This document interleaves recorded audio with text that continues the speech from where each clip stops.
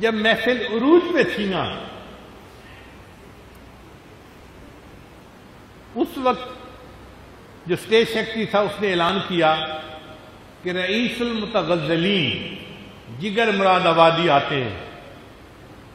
اب یہ نام سن کے ایک ہنگامہ، ایک شور برپا ہو گیا۔ مجمع نے کہنا شروع کر دیا، نہیں ہم ان کی نعت نہیں سنیں گے، یہ شرابی ہے، کبابی ہے، ہرگز اجازت نہیں دے سکتے، یہ گستاخی ہے کہ یہ ہمارے آقا صلی اللہ علیہ وسلم کی شان میں کوئی بات کرے۔ خیر جگر مراد آبادی نے بڑے تحمل کے ساتھ اسٹیج پہ آ کے سب ہنگامے کو دیکھا اور پھر اتنی بات کہی کہ محترم سامعین، آپ مجھے ہوٹنگ کر رہے ہیں یا اس نعت کو ہوٹنگ کر رہے ہیں جو میں سنانے کے لیے آج آپ کے سامنے آیا ہوں؟ تو مجمع خاموش ہو گیا۔ جب مجمع 1 منٹ کے لیے خاموش ہو گیا تو انہوں نے اپنی شعر کا پہلا مصرع پڑھا، ایک رند ہے اور مدحت سلطان مدینہ، ایک رند ہے اور مدحت سلطان مدینہ۔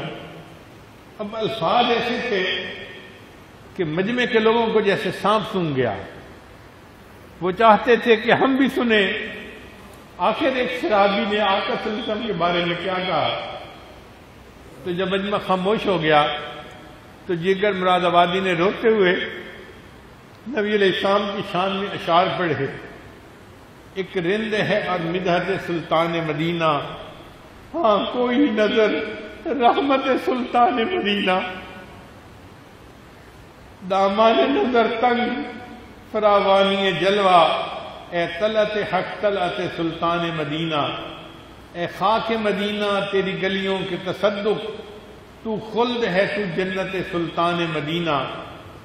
اس طرح کے ہر ساس و مصروف عبادت، دیکھوں میں در دولت سلطان مدینہ، ایک ننگے غم عشق بھی ہے منتظر دید،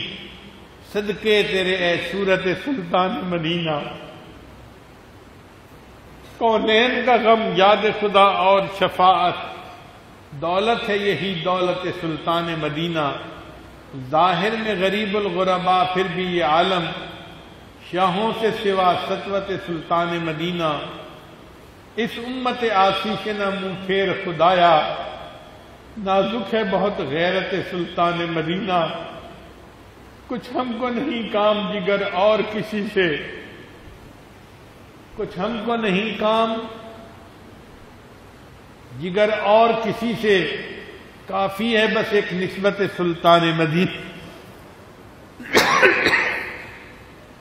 کافی ہے بس ایک نسبت سلطان مدینہ۔ اب جب یہ انہوں نے نعت پڑھی تو مجمع تو حیران تھا کہ اللہ نے ایک شرابی کے زبان سے کیسی عجیب باتیں کہلوا دی۔